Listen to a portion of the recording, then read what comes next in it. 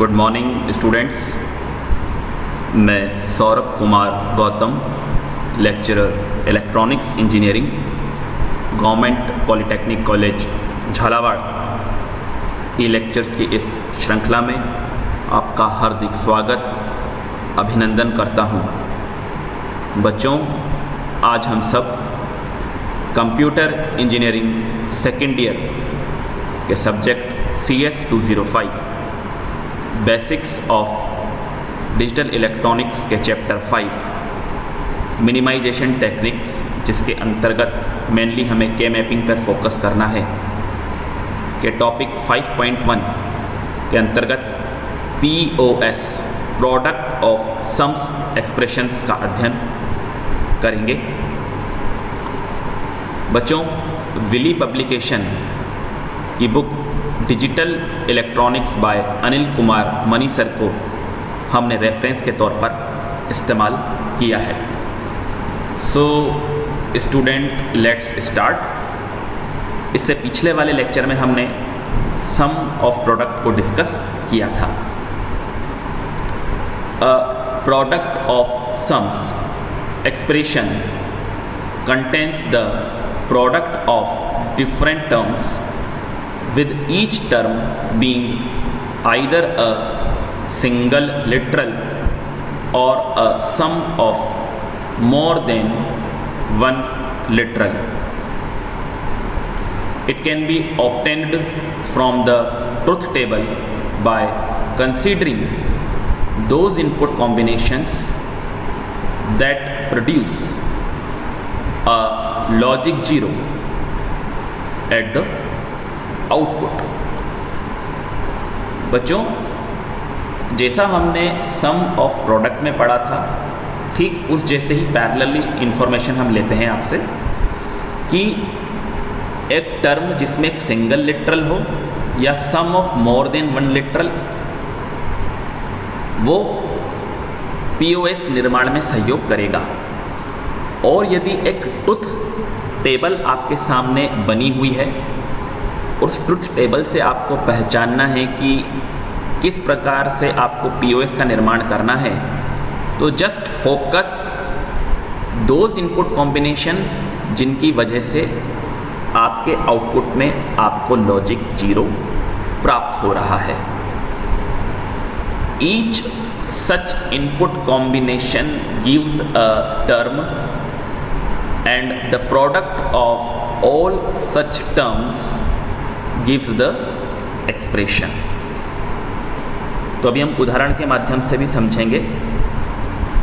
Truth table में जिन input combinations की वजह से आपको आउटपुट में लॉजिक 0 मिल रहा है, उस इनपुट कॉम्बिनेशंस को हम कंसीडर करेंगे। और जब एक इनपुट कॉम्बिनेशन की वजह से आपके पास एक सम टर्म बनेगी और सभी कॉम्बिनेशंस को हम आपस में उनका प्रोडक्ट कर देंगे, तो आपको POS मिल जाएगा। Different terms are obtained by taking the sum of the corresponding literals. Here 0 and 1 respectively means the uncomplemented and complemented variables। बहुत ही महत्वपूर्ण लाइन चल रही है बच्चों। Unlike sum of products expressions where 0 and 1 respectively mean complemented and uncomplemented variables।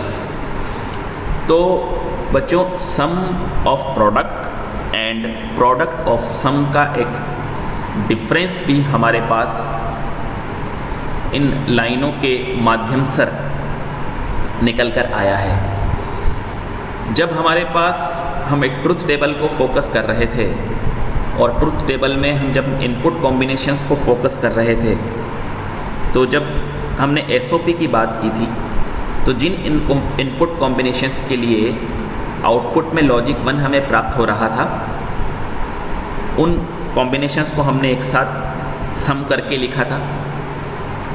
In case of POS, जिन input combinations के लिए output में आपको लॉजिक ज़ीरो मिल रहा है, उससे एक पर्टिकुलर कॉम्बिनेशन से एक सम टर्म बनेगी और सभी इनपुट कॉम्बिनेशंस को आपस में हम प्रोडक्ट कर देंगे।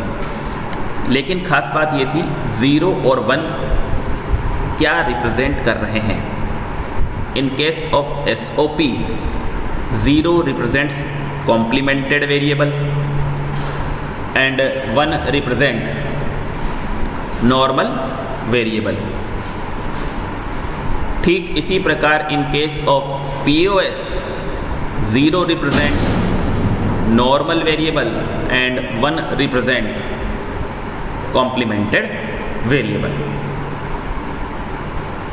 To illustrate this further, consider once again the truth table in table 6.5। बच्चों, जो लास्ट क्लास में हमने टेबल देखी थी जिसमें 4 मिन टर्म थे, अर्थात 4 ऐसे इनपुट कॉम्बिनेशंस थे जिसकी वजह से आउटपुट में 4 बार लॉजिक बना रहा था।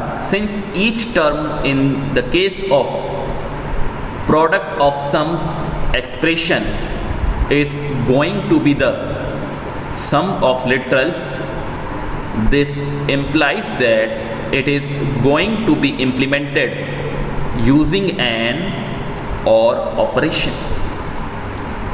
Now an OR gate produces a logic 0 only when all its inputs are in the logic 0 state, which means that the first term corresponding to the second row of the truth table will be A logical or B logical or C bar.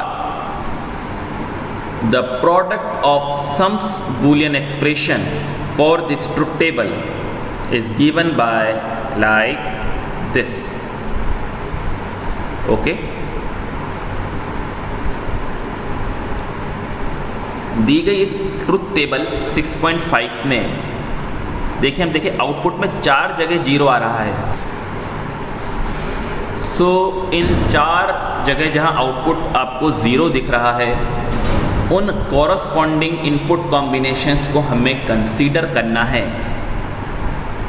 अगर हम truth table से बात करें तो हर एक input combination आपको max term देगा, और उस मैक्स टर्म में जो 0, जैसे ये A है, इस 0 का मतलब है A, इसका मतलब है B और इस 1 का मतलब है C बार। एक सम टर्म आपको मिलेगी और 4 इनपुट कॉम्बिनेशंस की वजह से 4 सम टर्म होगी आपके पास, जिनको आपस में आपको प्रोडक्ट करना है। तो आप कह सकते हैं कि इस ट्रुथ टेबल में कितने मिन टर्म हैं? 4। कितने मैक्स टर्म हैं? 4।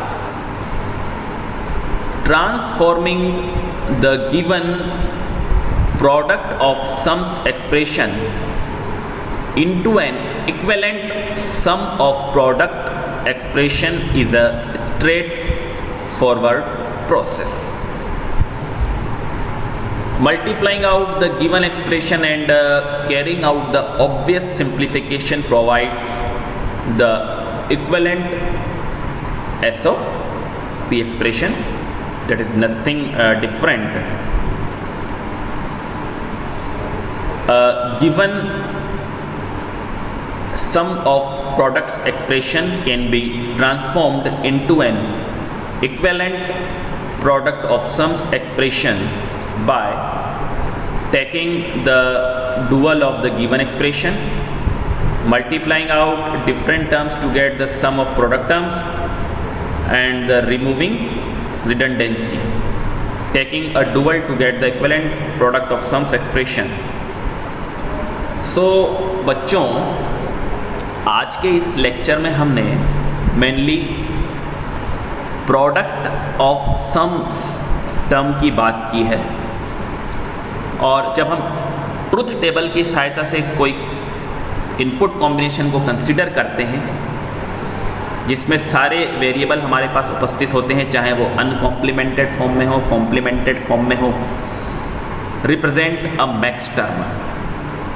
तो अब हम तुलना करने की स्थिति में है कि मिन टर्म क्या होता है, मैक्स टर्म क्या होता है। मिन टर्म एक प्रोडक्ट टर्म होती है।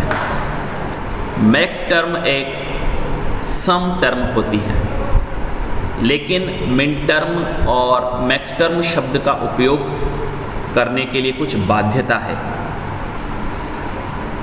इसके लिए हमें कैनोनिकल एसओपी, कैनोनिकल पीओएस को समझना होगा, जो हम आगामी जो हमारे ई लेक्चर्स हैं उसमें डिस्कस करेंगे। तो बच्चों, आज के लिए इतना ही। पढ़ते रहें, ज़िंदगी में आगे बढ़ते रहें। धन्यवाद।